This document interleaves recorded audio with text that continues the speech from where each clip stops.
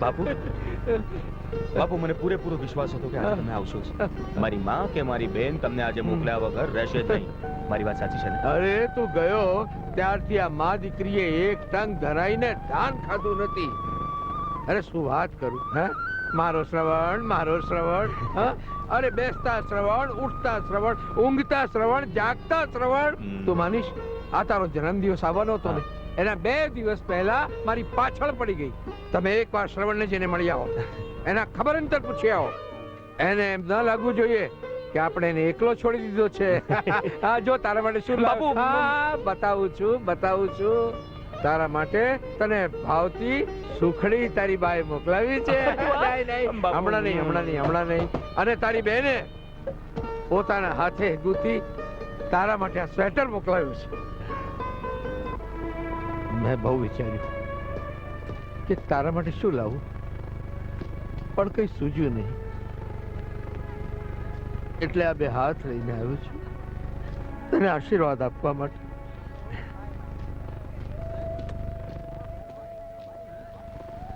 બાપુ આ હાથની મહેનતથી તો હું અહીં સુધી પહોંચ્યો છું. મારા માટે સૌથી મોટી ભેટ તમારા આશીર્વાદ જ છે. ભગવાન મને ભવ તમારા જેવા મા બાપ આપે. બસ બેટા બસ, હવે બહુ ન બોલ, નહીતર મારા પગ અહીંથી જવા માટે ઉપડશે નહીં. ચાલો હવે રડવાનું બંધ અને તમારા માટે ઘરેથી છૂટેલા હુકમો સાંભળી લ્યો. તમારા બાએ કહેવરાવ્યું છે કે શ્રવણને કહેજો કે બહારનું બહુ ખાય નહીં, માંદો પડશે. અને એનો શરદીનો કોઠો છે, એ ઠંડા પાણીથી દૂર રહે. અને તમારા મોટા બહેનબાએ કહેવરાવ્યું છે કે તડકામાં બહુ ન ફરે, લૂ લાગી જશે. લાગે છે આ ગામડિયા ભેગું શ્રવણનું એ ચસકી ગયું છે.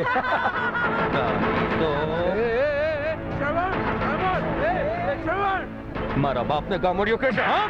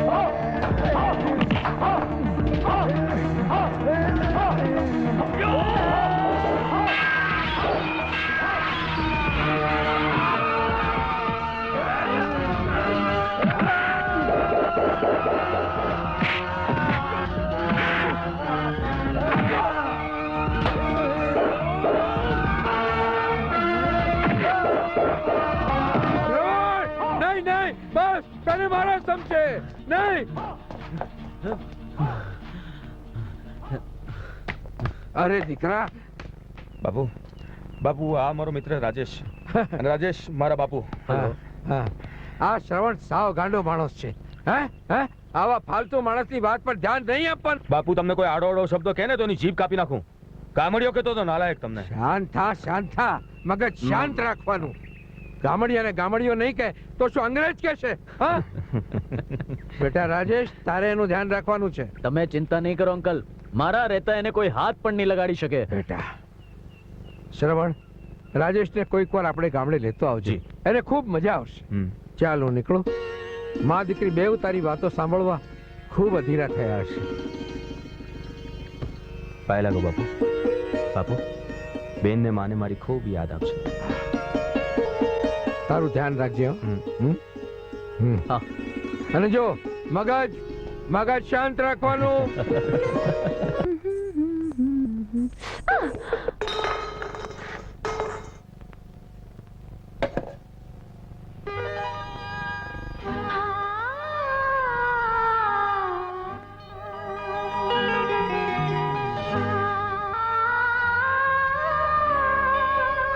એ બેન, બાગાની જેમ શું જુએ છે?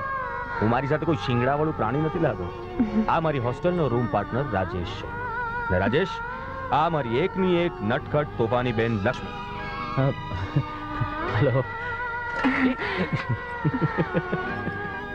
ઓહો, હવે ત્યાં જ ઉભો રહીશ કે પછી ઘરમાં પણ આવીશ? દીકરા, માં? શ્રવણ. અરે આવ. માં. કેટલા દાડે જોયું? અરે રાજેશ તું? હેલો. આવ. હા, આ માં દીકરાને પૂરું ધરાઈને વાલ કરી લેવા દે. આ લક્ષ્મી, તું મહેમાનને બાથરૂમ બતાવી આવ. રાજેશ, તું નાઈ ધોઈ લે એટલે થાક ઉતરી જશે. અને જો શરમાઈશ નહીં, આને તારું જ ઘર સમજજે. જા બેટા.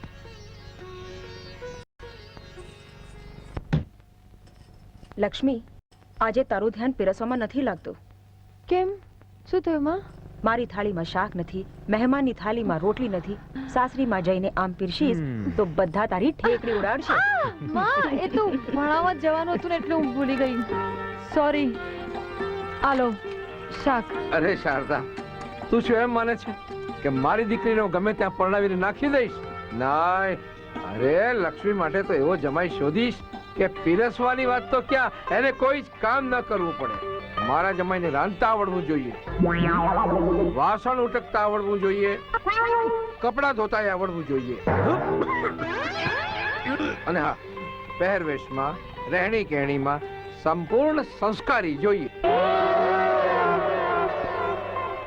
પણ આ જમાનામાં તમને એવો જમાઈ મળશે ક્યાં? ના મળે તો કઈ નહીં પરણાવું મારી દીકરીને. બાપુજી, છાપામાં એક જાહેર ખબર આપો કે અમારી દીકરી માટે ઘરનું તમામ પ્રકારનું કામ જાણનાર વરરાજાની જરૂર છે. બીજે જ દિવસે ઘર આંગણે ઘરઘાટીઓ અને રસોઈયાઓની લાઈન લાગી જશે.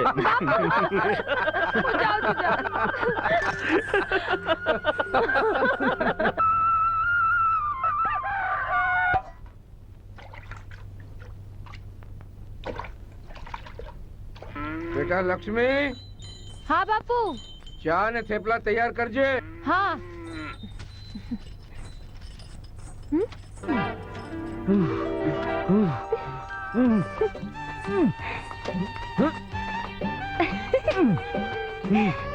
આ બધું શું છે? થેપલા. થેપલા કઈ આવી થોડી બનાવાય. મને બધું આવડે છે.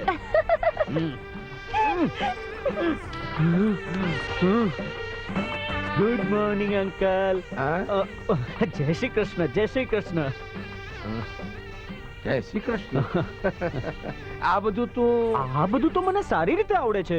આ તમે આ થેપલા ખાઈને તો જુઓ.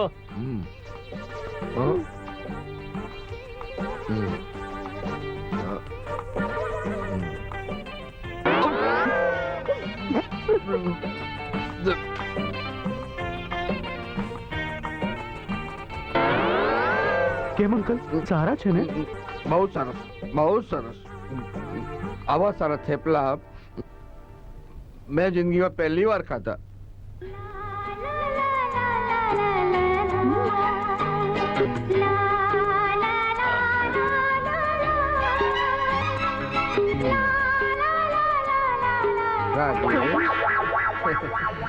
આ સિવાય તને બીજું શું શું આવડે છે? લગભગ ઘરનું બધું કામ આવડે છે. વાસણ, પોતા, ઝાડુ, કપડા, બધું બધું બધું બધું. આ બધું તું શીખ્યો ક્યારે? આજે જ આજે? નહીં, નાનપણથી આવડે બહુ છે. સરસ, બહુ સરસ. બાકી આજકાલના જવાનિયાઓની આખી ઉંમર તો ગુટકા અને તમાકુમાં જ પૂરી થઈ જાય છે. હા. અરે અરે તું શું કામ મહેનત કરે છે? લઈ જશે. આપી દે. જાત મહેનત જિંદાબાદ અંકલ. મને વાસણ ઉટકતા બહુ સારા આવડે છે. માં હું તો હવે જમી લઉં છું. જા. શારદા, હમ? મેં તને નહોતું કહ્યું કે મારે મારી દીકરી માટે એક એવો વર શોધવો છે જે સર્વગુણ સંપન્ન હોય.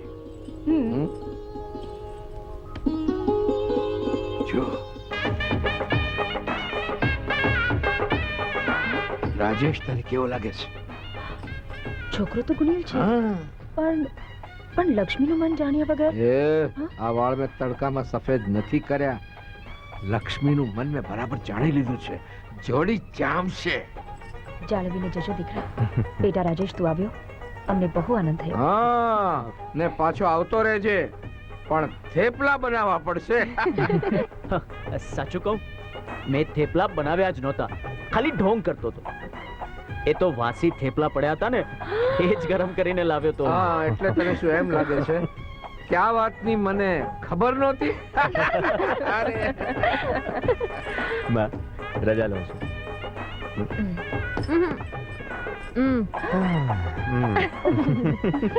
બાપુ જાઉં છું.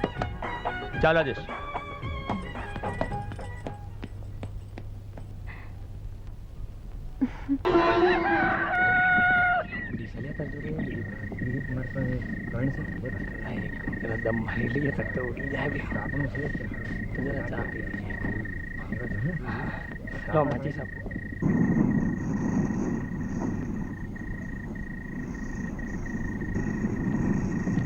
અરે ગિરધરભાઈ, આવ્યા ત્યારથી ઊંચા નીચા હું થાવ છો?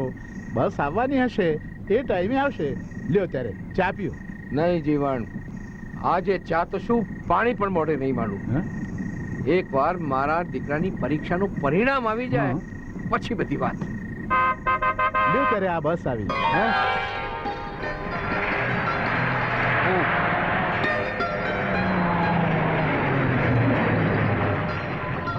અરે સાબુ લાવો, સાબુ લાવો, ઝટ કર. ગિરધરભાઈ મોમેન્ટું કરાવો, તમારા દીકરાનો પહેલા પાને ફોટો આવ્યો છે. આ જુઓ. અરે વાહ, વાહ, વાહ.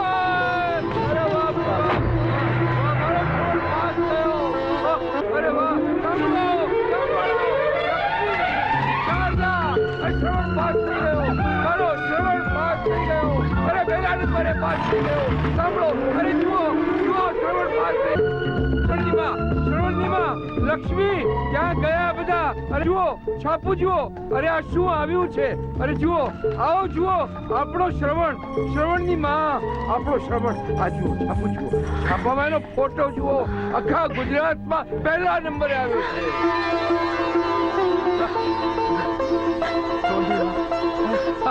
જુઓ. અરે બાપુજી, આ તમારા પગમાં શું થયું? આટલું બધું લોહી કેમ નીકળે છે? અરે કઈ થયું નથી, થવાનું શું છે? કાંટો વાગ્યો છે. દીકરાને આટલા મોટા હરખને બાપનું લોહી નહીં તો બીજું કોણ વધાવે? અરે ગિરધર પટેલ, આવો, આવો. તો કમાલ કરી નાખી. હા ભાઈ, હા ભાઈ. અરે આપણા ગામને 4 ચાંદ લગાડી દીધા. ભાઈ. અરે આપણા આખા રાજ્યમાં આપણા ગામનો અને તમારા કુટુંબનો ડંકો વગાડી દીધો ભાઈ સાહેબ. છાપામાં પહેલા પાને આપણા ગામના જવાનનો ફોટો એટલે તો વાત પડી ગઈ. અરે આવો, આવો. બેસો માસ્તર, બેસો. અરે ભાઈ, હવે પેંડા આપે નહીં ચાલે, લાડુ કરીને જમાડવા પડશે. અરે ભાઈ, આનાથી રૂડો અવસર બીજો કયો આવે? અરે ભાઈ, આ તો આપણે પૈસે ટકે પહોંચી ન વળીએ ને એટલે. બાકી આવા હોશિયાર વિદ્યાર્થીને જો અમેરિકા ભણવા મોકલીએ ને તો આપણા ગામનું જ નહીં, આપણા દેશનું નામ રોશન કરી દે. તારી 7 પેઢી તરી જાય. અરે શ્રવણની જિંદગી બની જાય. અરે મનસુખભાઈ, તમે જોજો, હું એ મારા દીકરાને અમેરિકા મોકલાવીશ. અરે ગાંડા ભાઈ, અમેરિકા જવું એ કઈ સહેલી વાત નથી. અરે ખર્ચાનો માત્ર વિચાર કરો ને તો ભલભલાને પરસેવો છૂટી જાય. અરે તેથી તો આપણા ગામમાં કોઈ વડોદરા કે અમદાવાદ પણ નથી મોકલતું. એ કોઈ મોકલાવે કે ના મોકલાવે, હું મારા દીકરાને અમેરિકા જરૂર મોકલાવીશ. અરે સાહેબ, હું મારા દીકરાને કોઈ સામાન્ય કારકુન બનાવવા નથી માંગતો. હું એને મોટો સાહેબ બનાવવા માંગુ છું. એવો મોટો સાહેબ જે 5-25 માં પૂછાય, 25-50 માણસો એને હાથ નીચે કામ કરતા હોય.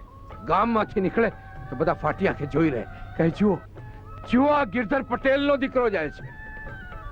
હું ગામને બતાવી દેવા માંગુ છું કે ગિરધર પટેલ એના દીકરા માટે શું કરી શકે. શું કહો છો ગિરધરભાઈ? ખેતર ગીરવે મૂકવું છે અને સાથે આ બહેરીને છોકરીના દાગીના પણ? હા શેઠ, મારે મારા દીકરાને આગળ ભણવા માટે અમેરિકા મોકલવો છે. પણ ગિરધરભાઈ, તમે વિચારી લેજો, તમે આખી જિંદગીની મૂડી દાવ પર લગાવી રહ્યા છો. શેઠ, મા બાપ માટે મોટામાં મોટી મૂડી તેનું સંતાન હોય. મારા માટે મારા શ્રવણથી વધારે બીજું શું હોઈ શકે? અને શેઠ, આ ગિરધર પટેલ આજ સુધી કદી હાર્યો નથી. જિંદગીની આ છેલ્લી બાજી પણ એ રમી લેશે. તમે જોજો તો ખરા. તમારા બધાના કરતા મારા દીકરાને હું બહુ સારી રીતે ઓળખું છું, એનો બાપ છું.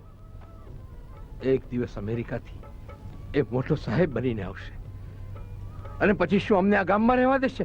ના, મોટા બંગલામાં રહેવા લઈ જશે. એની બા અને બહેનના અંગે અંગને ઘરેણાથી મઢી દેશે. અમને મોટરથી નીચે પગ પણ નહીં મૂકવા દે. સારું સારું ભાઈ ગિરધર, જો પણ એ વખતે અમને પાછો ભૂલી ન જતો. હા અરે હોય શેઠ. હા મેં તાજે જી શેઠજી. તો લે પાળ અંગૂઠો. હા. હમ. આ લ્યો.